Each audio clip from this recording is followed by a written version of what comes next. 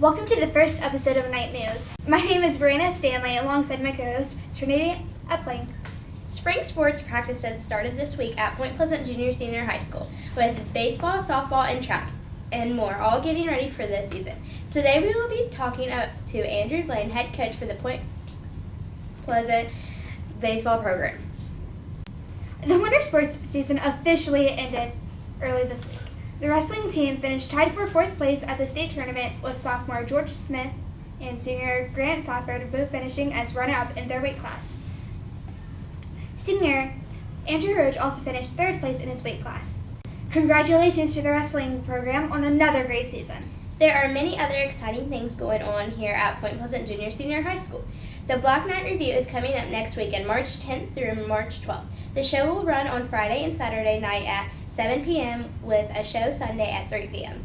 Admission is $7 for adults and $5 for students.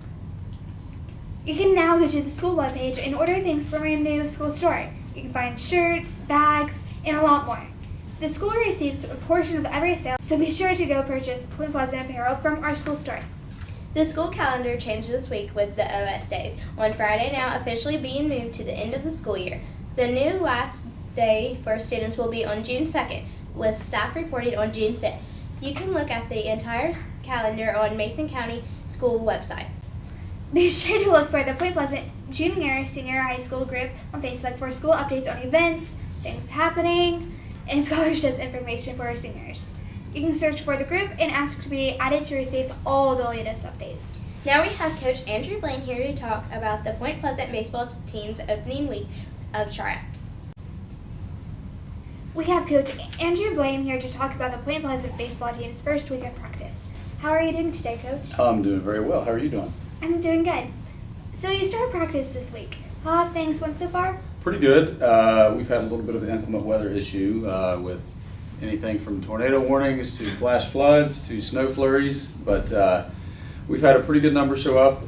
This is probably our lowest number though in 3 years, so we have to work a little better with that, make some adjustments. But we've been able to get into our indoor facility when the weather has kept us inside, which is a huge advantage. This is the first year that's been open and operable, so that's a big game changer. How has the rain affected your practices?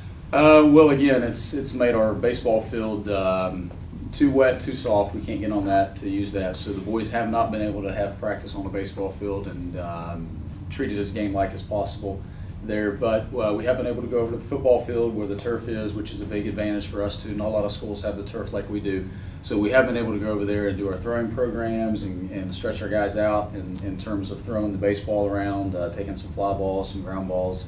So the rain has stopped us a little bit, but we've been able to get in our facility and use the football field just because simply we've got some luxuries that other schools don't have, so we're really fortunate to take advantage of those things. What is your favorite thing about coaching?